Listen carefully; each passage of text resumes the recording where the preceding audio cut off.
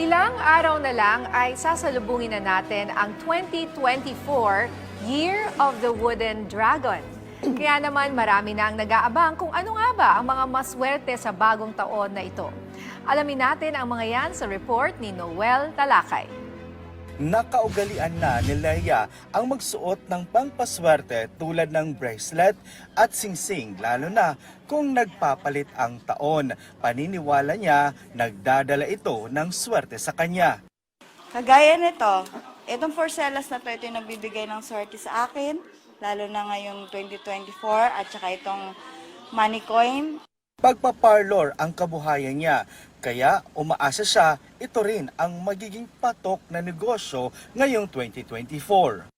Kung sa akin lang ay gusto ko maging business is kagaya ng mga salon. Ayon kay Master Hans Kua, isang Feng Shui expert, Year of the Wooden Dragon ang 2024. Aniya, maswerte ang mga negosyo na may kaugnayan sa apoy tulad ng beauty parlor, beauty industry, restaurant at mga technology. Fire-related na negosyo, AI. Yung mga may kinalaman sa robotics, may kinalaman sa technology, may kinalaman sa video content, may kinalaman sa pagkain, may kinalaman sa social media, may kinalaman pa rin sa mga apoy na negosyo. Pagdating naman sa pangpaswerte, dahil Year of the Dragon, dapat hindi mawawala sa mga display ng bahay ang dragon.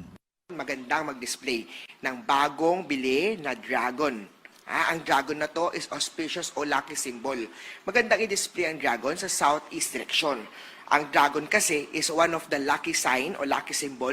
Lahat ng animal zodiac pwede mag-display ng dragon. Bawal lang po ang dragon if pinanganak kayo ng Year of the Dog. Dahil dog ay clashing o kalaban na dog si dragon. May babala naman ito sa magiging takbo ng ekonomiya ng bansa. Kailangan anya doblehin ang sipag at tiyaga ngayong 2024. Ang 2024, pagdating sa ekonomiya ng Pilipinas natin, hindi magiging madali.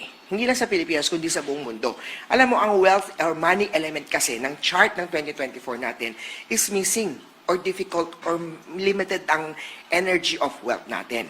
May payo naman siya sa publiko upang magkaroon ng mabuting kalusugan ngayong 2024. Magiging problema ang respiratory illness at may kinalaman sa immune system.